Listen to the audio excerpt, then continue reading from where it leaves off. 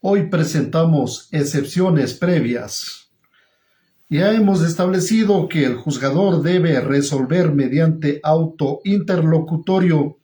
el acoger las excepciones previas subsanables, como también el archivo del proceso en caso de no subsanar los defectos. Corresponde ahora ocuparnos de la naturaleza de cada excepción previa no subsanable para establecer si el juzgador debe acogerlas mediante auto o sentencia y cómo el legislador ha establecido que las excepciones previas son únicamente aquellas previstas expresamente en el artículo 153, corresponde tratarlas por separado. 1. Competencia del juzgador. El numeral 1 del artículo 153 establece como excepción previa la incompetencia de la o del juzgador. La incompetencia implica la falta de aptitud del juzgador para conocer y resolver un asunto con base en unos hechos concretos, considerando que el legislador ha establecido la materia, las personas, los grados y el territorio como criterios para radicar la competencia entre los distintos juzgados, tribunales y cortes. Consiste en un incumplimiento de las normas que lo regulan. Desde luego, cuando la parte demandada en el proceso opone la excepción de incompetencia, no hacemos alusión a un concepto general, sino que supone un examen individualizado de las normas reguladoras de la competencia conforme los hechos concretos. Esta excepción resulta una cuestión importante del proceso si consideramos que la Constitución de la República reconoce que en todo proceso en el que se determinen derechos y obligaciones de cualquier orden, se asegura el derecho de toda persona al debido proceso, artículo 76 de la Constitución de la República del Ecuador, en particular el derecho a ser juzgado por una jueza o juez independiente, imparcial y competente, artículo 76.7k, Constitución de la República, de manera que, para respetar el derecho al debido proceso, no basta ser juzgado por cualquier juez, sino que se requiere que el juez tenga competencia para conocer los hechos y resolver el asunto. Por otro lado, el derecho al juez competente no es un derecho reconocido únicamente en la Constitución ecuatoriana, sino también en instrumentos internacionales sobre derechos humanos. Oportuno resulta mencionar que la Convención Americana sobre Derechos Humanos, dentro de las garantías judiciales que rigen la determinación de derechos y obligaciones de orden civil, laboral, fiscal o de cualquier otro carácter, reconoce el derecho a ser oído por un juez o tribunal competente, artículo 8.1, y dado que todo juez debe aplicar directamente tanto la Constitución, los instrumentos internacionales de derechos humanos y la ley, artículo 172 de la Constitución, en todo proceso judicial debe asegurarse la competencia del juzgador. El Código Orgánico de la Función Judicial ha establecido el principio de legalidad, jurisdicción y competencia, prescribiendo que la jurisdicción y la competencia nacen de la Constitución y la ley, artículo 7 del Código Orgánico de la Función Judicial, y concretamente establece que la competencia es la medida dentro de la cual la potestad jurisdiccional está distribuida entre las diversas cortes, tribunales y juzgados en razón de personas del territorio de la materia y de los grados, artículo 156 del Código Orgánico de la Función Judicial, siendo que la competencia en razón de la materia, del grado y de las personas están determinadas en la ley. Artículo 157 del Código Orgánico de la Función Judicial. En esa línea se ha pronunciado también la jurisprudencia interamericana, que ha precisado que el derecho al juez competente implica que la persona tiene derecho a ser juzgadas, en general por tribunales ordinarios con arreglo a procedimientos legalmente establecidos, de manera que en un Estado de Derecho solo el poder legislativo puede regular a través de las leyes la competencia de los juzgadores. Si bien es cierto que, conforme el artículo 147.1 del COGEP, la incompetencia es motivo de inadmisión de la demanda, sin embargo, cuando deba resolverse la incompetencia como excepción previa, no nos encontramos en el momento inicial del proceso donde el juzgador, advirtiéndose incompetente, debería inadmitir la demanda, sino en un escenario en el que se ha admitido a trámite la demanda y cumplido con los actos de proposición, lo cual deviene de la imposibilidad de que el juzgador resuelva inadmitir la demanda. Ahora bien, el juzgador debe resolver mediante auto interlocutorio las cuestiones procesales que puedan afectar los derechos de las partes o la validez del procedimiento, siempre que no sean materia de sentencia. No cabe duda que la incompetencia es una cuestión exclusivamente procesal y por lo que debe acogerla mediante auto interlocutorio,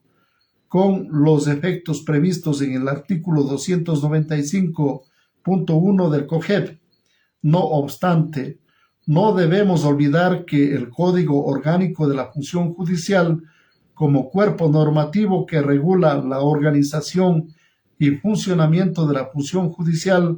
en particular establece las competencias de los órganos jurisdiccionales dentro de las facultades y deberes genéricos de jueces y juezas. Establece, artículo 129, facultades y deberes genéricos de las juezas y jueces. A más de los deberes de toda servidora o servidor judicial, las juezas y jueces, según correspondan, tienen las siguientes facultades y deberes genéricos. En cualquier estado de la causa, las juezas y jueces que adviertan ser incompetentes para conocer de la misma en razón del fuero personal, territorio o los grados, deberán inhibirse de su conocimiento sin declarar nulo el proceso y dispondrá que pase el mismo al tribunal o juez competente, a fin de que, a partir del punto en que se produjo la inhibición, continúe sustanciando o lo resuelva. Si la competencia es en razón de la materia, declarará la nulidad y mandará que se remita el proceso al tribunal o jueza o juez competente para que dé inicio al juzgamiento, pero el tiempo transcurrido entre la citación con la demanda y la declaratoria de nulidad no se computarán dentro de los plazos o términos de caducidad o prescripción del derecho o la acción, teniendo presente que la doctrina constitucional ha señalado que la tutela judicial efectiva se manifiesta en el derecho a ser parte en un proceso y poder promover la actividad jurisdiccional del Estado, a fin de llegar a una decisión judicial sobre las pretensiones formuladas.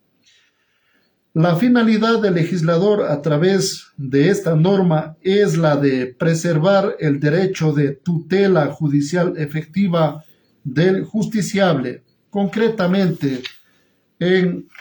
la fase del derecho a obtener una decisión motivada sobre el fondo del asunto en la medida de lo posible. Obviamente debemos aclarar que cuando nos referimos al derecho a obtener una decisión de fondo, ello no puede entenderse como el reconocimiento constitucional a que se otorgue lo pedido, sino tan solo a que el órgano judicial, cumplidas ciertas condiciones de acuerdo a nuestro ordenamiento procesal, superada las cuestiones que deben tratarse en la audiencia preliminar o en la primera fase de la audiencia única, se pronuncie sobre el fondo del asunto, independientemente de que las pretensiones sean acogidas o rechazadas. Si consideramos que, al tiempo de la promulgación del Código Orgánico de la Función Judicial,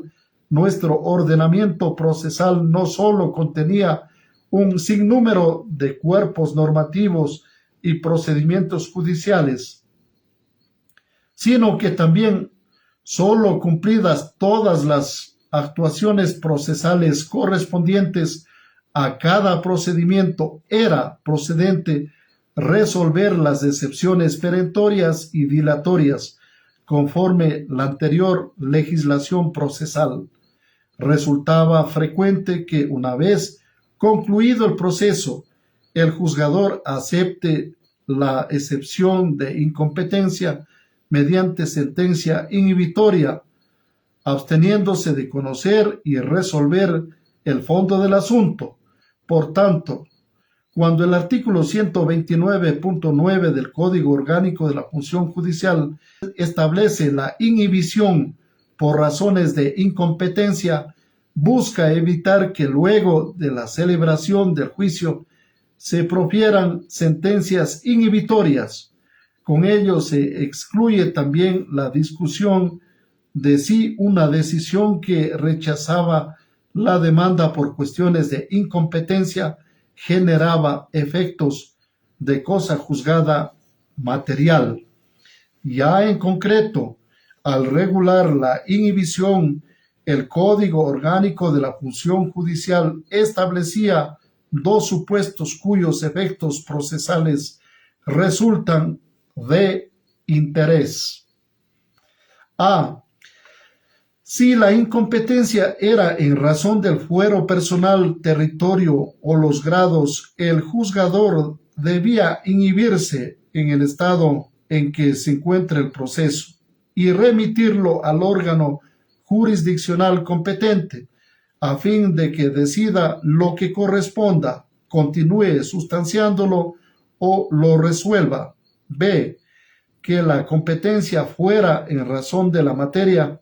En este caso, el juzgador, al momento de inhibirse, debía declarar la nulidad del proceso y remitirlo al órgano jurisdiccional competente a fin de que dé inicio al juzgamiento.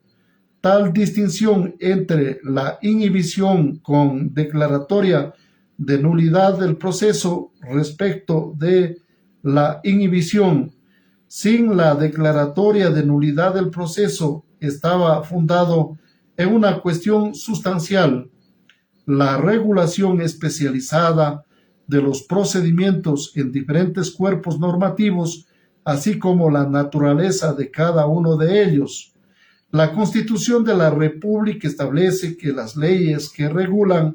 la organización y funcionamiento de las instituciones creadas por la Constitución, artículo 133.1, Constitución de la República del Ecuador, son orgánicas,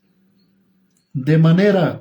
que si el Código Orgánico de la Función Judicial es el cuerpo normativo que regula la organización y funcionamiento de los órganos que integran la función judicial y concretamente contiene las normas que rigen la competencia de los órganos jurisdiccionales, es, en sentido material, una ley orgánica. Por lo tanto, la aceptación de la excepción de incompetencia debería resolverse de acuerdo a lo previsto en el Código Orgánico de la Función Judicial.